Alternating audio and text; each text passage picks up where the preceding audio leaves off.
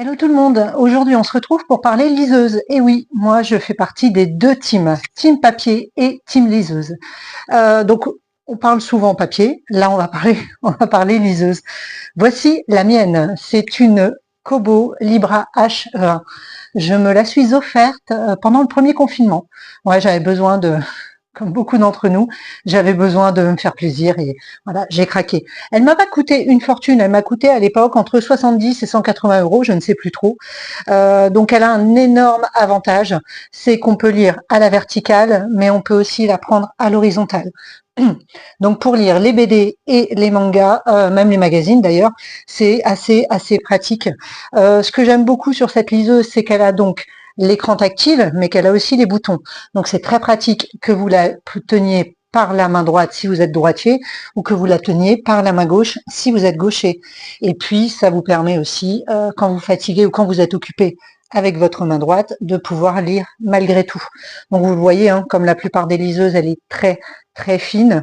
Là d'ailleurs, c'est un livre que j'envisage de lire de Joyce Maynard, Long Weekend.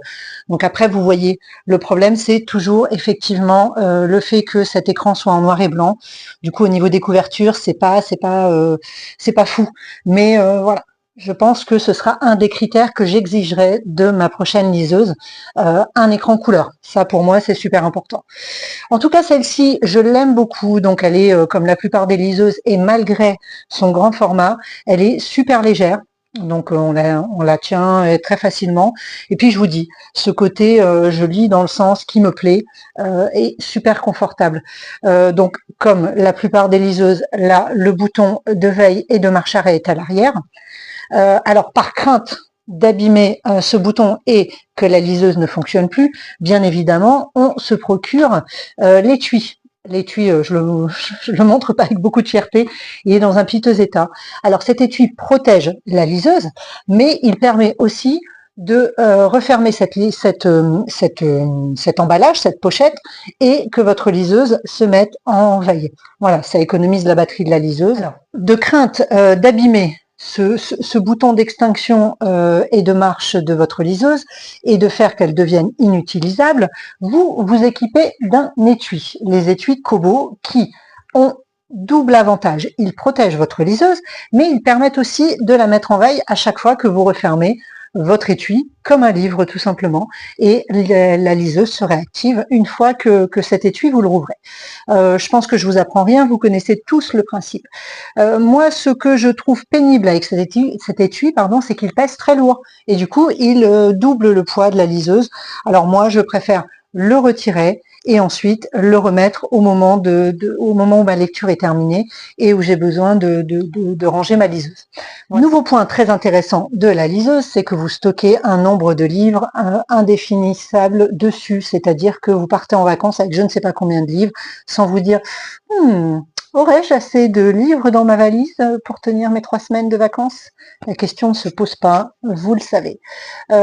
Second point que je trouve intéressant, c'est on a tous une vie intime, une vie personnelle, et certaines lectures sont personnelles et intimes, on n'a pas envie de les partager avec des personnes lambda.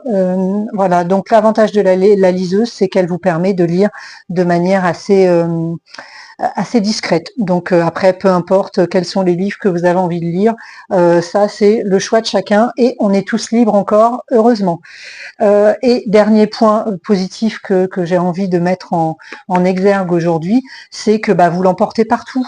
Alors du coup, vous êtes sur une file d'attente dans un magasin, c'est un peu long, ou dans une administration, c'est un peu long, vous sortez votre liseuse et vous lisez, ça ne pose problème à personne.